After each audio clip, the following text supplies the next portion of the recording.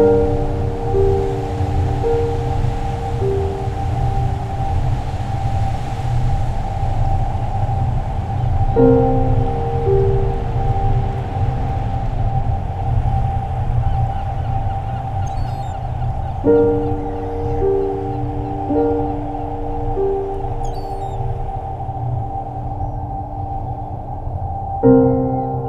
was unconscious. I mean, the next thing I woke up and I was floating about in the ocean, and if it wasn't for the PFD, I would have been drowned, obviously, gone.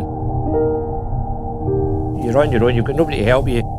Things can happen out in the boat, as it did in my case. One day I went out and I'd actually just been mending a set of creels, and I said to my partner I was just going to head out for about half an hour to shoot off a fleet of creels. And as you think, oh, it's only a kind of 30-minute job, you know, and then your life can kind of completely changes. The day that Dougie had the accident, the weather wasn't brilliant, but it was nice enough to be going out.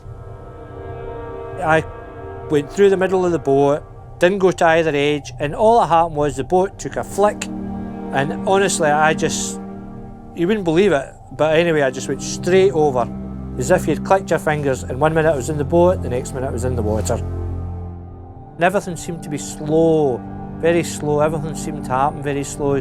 So you're kind of going from the thing, yeah, I'll be all right, you know, yeah, no worries, I'll get out of here. I'll sort it out, it's no problem, I can pull myself out, I can do this, I can do that. To slowly you do it a few times and you attempt to get out, and then all of a sudden things start to think, oh no, I don't know whether I'm going to be able to do this, you know, I don't know if things are looking that good. I was amazed how quickly you get exhausted, you know. You think, oh, I'll last a lot, but you know, I'd last 5 minutes trying to get myself out. I remember at one point hanging off the back when I lost grip of the boat and I managed to get back on. I remember at that point I was out of exhaustion, I couldn't hold on to the boat anymore. But eventually I got the kind of energy to pull myself back, and I had another 2 shots after that. And after that point I just thought, no, I was just going to make my peace now, I'm not going to get out of this. What I kind of decided to do was actually to lock my arms around the rail on the side of the gunnel.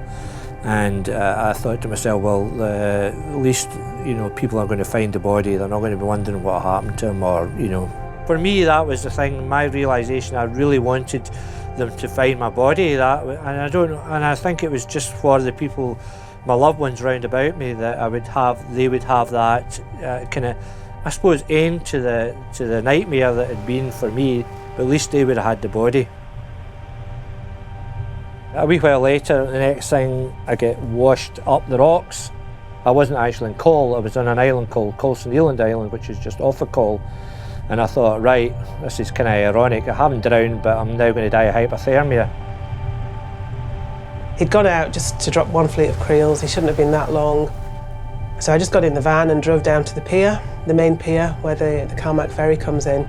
And if he was out there, I should have been able to see him from there, and I couldn't. So then I started to panic.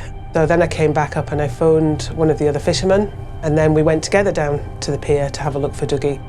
And it was Kenny that spotted him. A really small person standing on the shoreline waving his PFD. People think that accidents only happen in bad weather, you know, and that's the wrong way to look at it. You know, accidents can happen anytime, and that's the advantage of wearing a PFD all the time, is because things can transpire quite quickly. I'd be wearing my PFD, I wouldn't be here today, you know. So, and if you've got it on, you're covering your bases. It's not hard to wear, it's not uncomfortable. As soon as you start wearing it and get into the habit of wearing it, you won't do anything without it. The first thing I do is when I get on the boat is I put mine on.